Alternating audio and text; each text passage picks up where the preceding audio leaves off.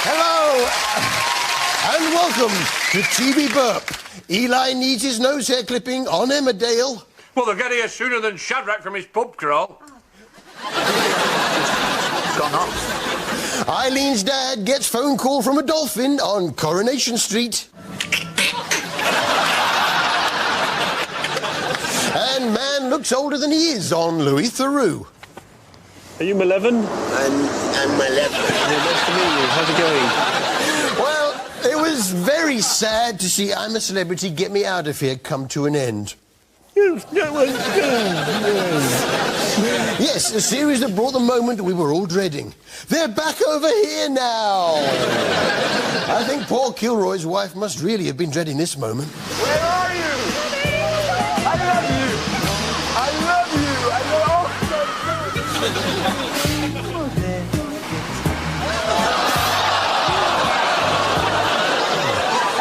That's what I call a Bush Tucker trial. X Factor now, and I very nearly didn't vote for my favourite, Eoghan Quigg. No, well, he very nearly didn't do the face that makes me want to pick up the phone. It was almost as if someone told him not to do it. Is Owen going to be in the finals, smashing up our... I'm not going to do it. I'm not going to do it. I'm not going to do it. All right, I'll do it.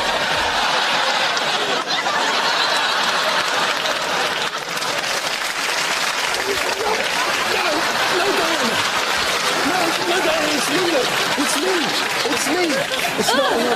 It's not him.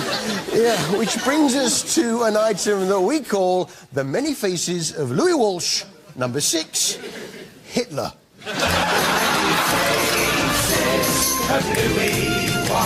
We may be seeing the birth of a star here.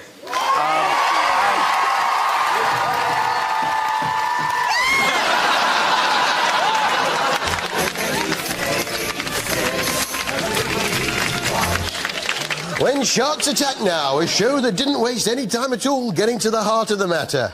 Shark, primal predator, one of our deepest fears made flesh. But what really happens when sharks attack? You get bitten by a shark. Why do sharks bite people? Because they taste good and are easier to catch than seals. Now, over recent weeks, I myself have been the victim of a number of shark attacks. It all started with a bowl of shark fin soup. But as the weeks went by, it became ever more ingenious. It even snatched a much-loved pet from right under my nose. And just last week, it hid in a washing-up bowl. What I have noticed is it tends to attack me from this sort of area here. Not sure why, so how should I react if threatened by a shark? Once a shark gets here, I'm ready to engage it physically. Be that just pressing on it, pushing on it, striking at it. It all depends on the motivation. I've even gotten so far as going, destroy my weapons. That's right, you put on your Eoghan Quigg voting face. I was surprised to learn that sharks can be trouble even before they're born. My arm up the uterus of a lemon shark in Belize, and I was helping deliver babies. I felt this bite, and it's gushing blood, then I realized I'd been bit by an unborn shark. Bitten by an unborn shark. Hang on, what's that? A shark tail? What the...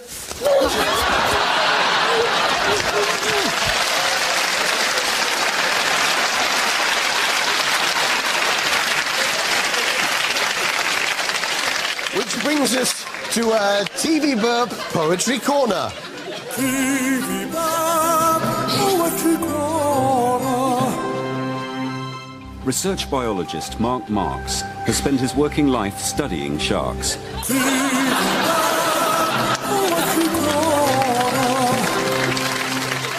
I must say, I do enjoy the medical documentaries on Channel 4, such as The Real Elephant Man, A Boy Whose Skin Fell Off, 80-year-old Children, the sensitive treatment of rare disorders or stories that, in less thoughtful hands, might just end up as sensational exploitation reminiscent of the worst excesses of the Victorian freak show.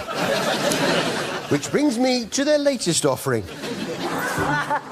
For years, he's been a devoted husband to his wife. Okay, that's pretty impressive, I guess. So much so that when Nancy discovered she was unable to conceive, Thomas came up with a novel solution.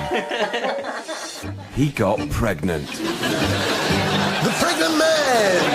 Yeah, they've done it again. Hang on a minute. Pregnant man?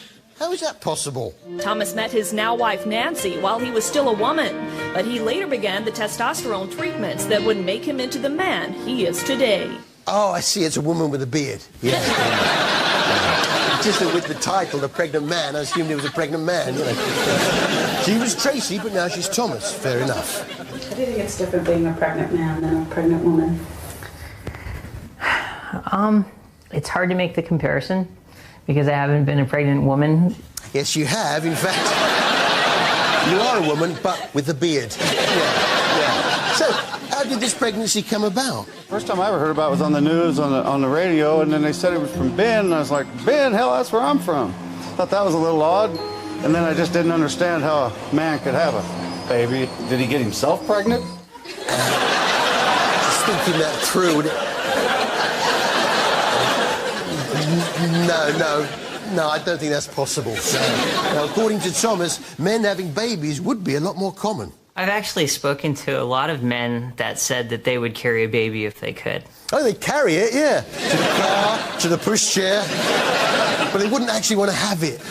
Let's face it, in these days of equality, it is the only advantage we men have got over women.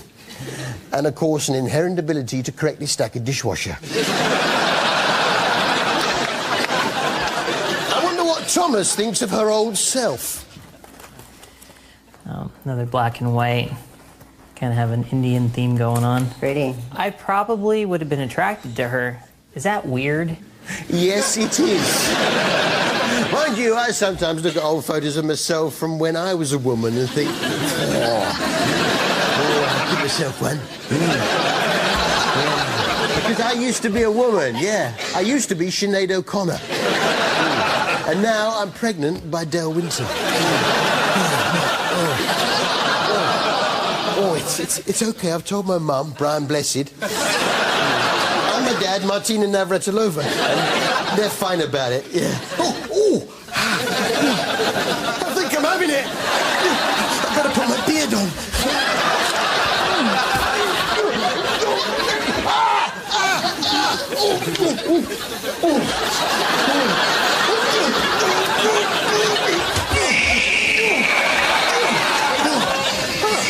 It was easy. I don't know why women make such a fuss about it. Now, although I have signed an exclusive picture deal with OK Magazine, I'll just give you a glimpse of my little baby. Come on out. That's it.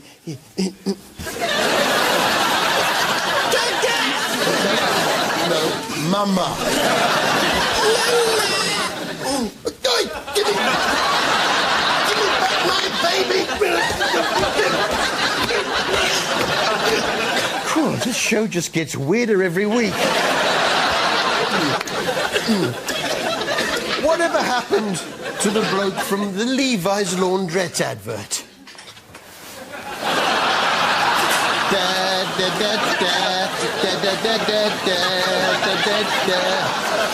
Yes, it's EastEnders. And Pat seemed to have rather low self-esteem this week. You said anything to Bianca? Criticised the holy Tony. Ricky, are you sure this ain't the green-eyed monster talking? Don't put yourself down, Pat. You're a fine figure of a woman. Of course, this was the week that Tony was finally revealed as a pervert. I've been saying it for weeks. Yes, poor Whitney, when you think of how she used to be. When I think back to when I first met you, you were such a titchy little thing with them huge eyes and a tiny little smile and all wobbly round the edges. Huge eyes, tiny little smile, all wobbly round the edges. Yeah, I've got a photograph of her from that time.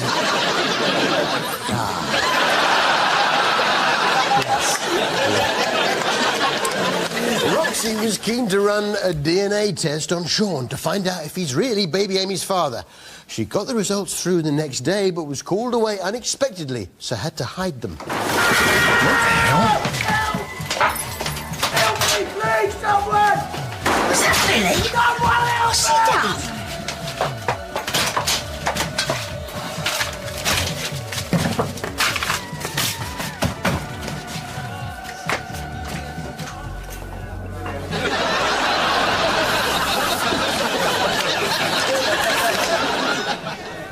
Gordon Ramsay.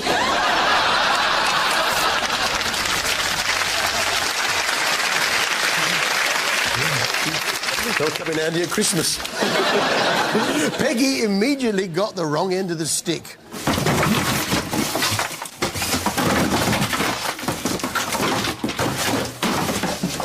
Oh! What are you doing? I must have bumped into him. What is this? Demolish the Vic Day or something? Yeah, it is. And the Rovers. And the Woolpack. Oh, that's up at their Christmas specials. Meanwhile, baby Amy was feeling much better, and as a mother myself, I must say it's a very special moment when your baby first smiles at you. But surely it's too early for Amy to be able to smile. I've just been showing everyone Sean's photo of Amy. Yeah. It's 50-50. Some say it's a smile, some say it's wind. Could be a smile, could be wind. But which is better? There's only one way to find out.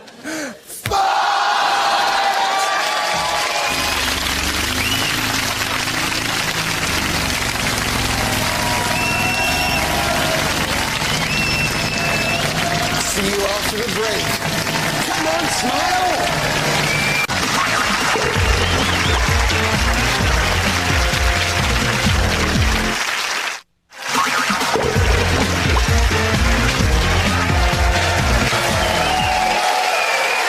Welcome back to TV Burp. Woman with wooden hand on the pregnant man. And this is uncomfortable. Feet get a pep talk on doctors. Stop it. Pull yourself together. And Ruth Lorenzo has really let herself go since being voted out of the X Factor.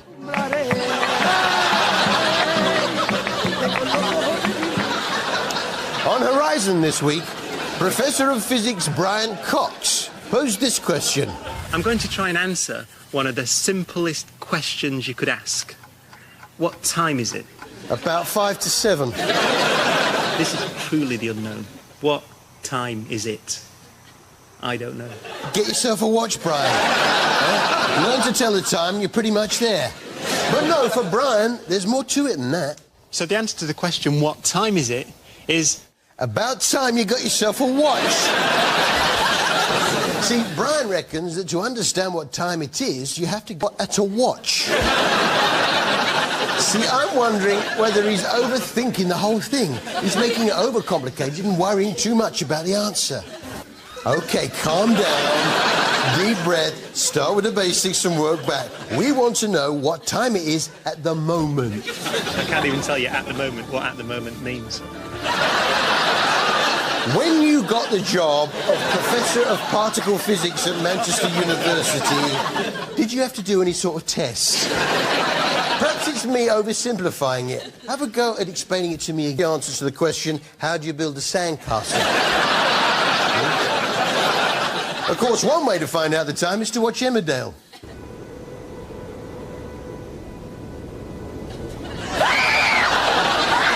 Yeah, 7:30, time for Emmerdale. I wonder what Delia Smith is up to these days. I suppose with the sexing up of cookery programmes by Nigella and Gordon, she's had to respond in her own way.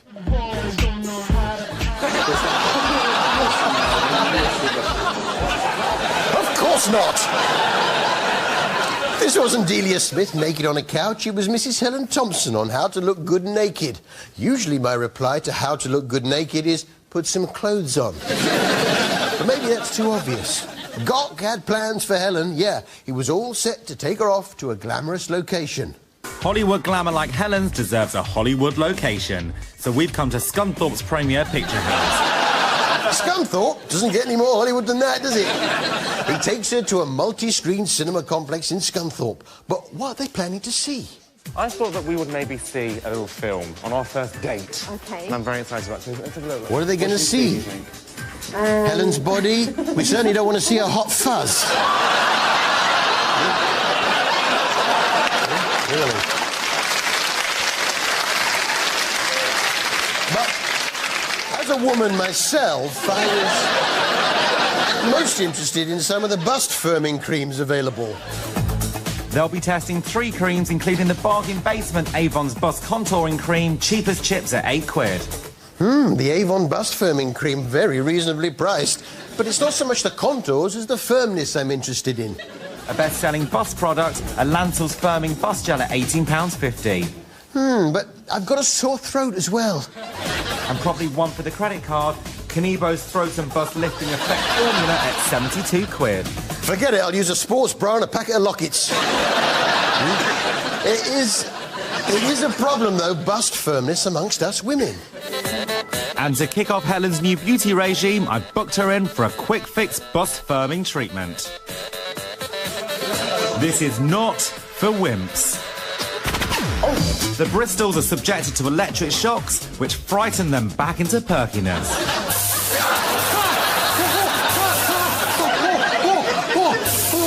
Oh, that's nice.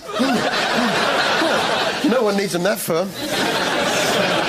The department store now on BBC4, which followed the day-to-day goings-on at Peter's department store in Huddersfield, which had me glued to my TV set. Are you buying a jacket for a special occasion? Beg your pardon? Are you buying a jacket for a special occasion? Yes, for a wedding, actually. Oh, right, lovely. A wedding outfit, yeah. Lovely. Meanwhile, in the Coffee Mill restaurant, there was a bit of a to-do over the contents of a wrap. I mean, cheese and pickle go together, ham and cheese go together, but a new pairing had been spotted. She did a wrap the other day. She put prawns and ham in it. Prawns and ham in the same wrap? Yeah.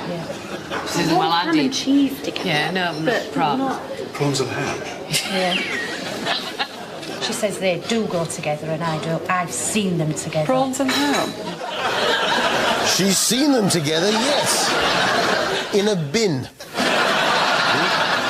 The great visionary behind Peter's is Caroline, who's always pushing to improve the place and, fresh back from a trip to Milan, wants to try and give the place a continental feel. I only had a week left with Caroline and David at Peter's. But her experiences in Milan had inspired her. In an unused area at the back of the shop, she'd got a vision to create a continental-style terrace cafe overlooking the Packhorse Centre. Lovely. Enjoy a long glass of Ovaltine as you watch the sun slowly set over the Packhorse Centre, Huddersfield. Yes, she's got big plans, as Caroline. 2 or 3 years ago, I had a vision of doing in the basement a year's sushi line. I've been to in London lots of times, or Manchester, to do a chocolate bar and to do a champagne bar. God, that would be fantastic. So I could go and have my nails done, I could have my hair done, I could go to the champagne bar, I could eat chocolate and your sushi all at the same time.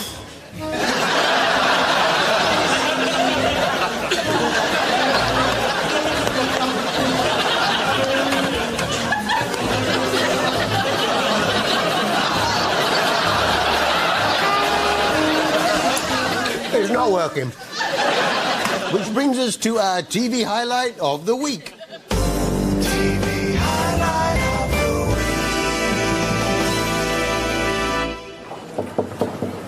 week. Can you hear me? Are you all right in there? No. Well, we're anxious to get out, of course.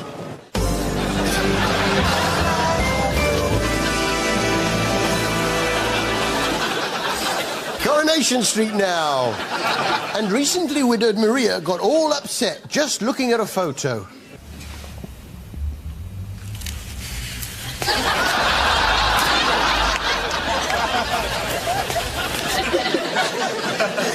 Very upsetting. But time is a wonderful healer. Now, you know, the fiberglass figure outside the cabin, well, we've been keeping a close eye on him now for a number of years. Well, he finally spoke because he needed the toilet. I don't know how long I can control my bladder. Yeah, he's been holding on all that time. It turns out that the wards at Weatherfield General Hospital are all named after musical entertainers. There's a gentleman on George Formby ward speaks very highly of you. Though I can't condone you giving away free biscuits. They've named a ward after George Formby. George Formby, Gracie Fields. It's a who's who of musical entertainers. Yeah, I've got the list here. There's George Formby ward, there's Gracie Fields ward. What's this one? Morrissey ward? That can't be right. Is it? Oh, I see. MRSA ward. You might want to name a ward after Eileen from the cab office's dad, judging by this. I was a teddy boy in my heyday. Jet black hair, big quiff in the front, DA at the back. I was Wythern Shaw's answer to Elvis Presley. Oh, question is, can you sing like him? Oh, me now. No, he can't. But he's here anyway to sing us out from Coronation Street. It's Eileen's dad.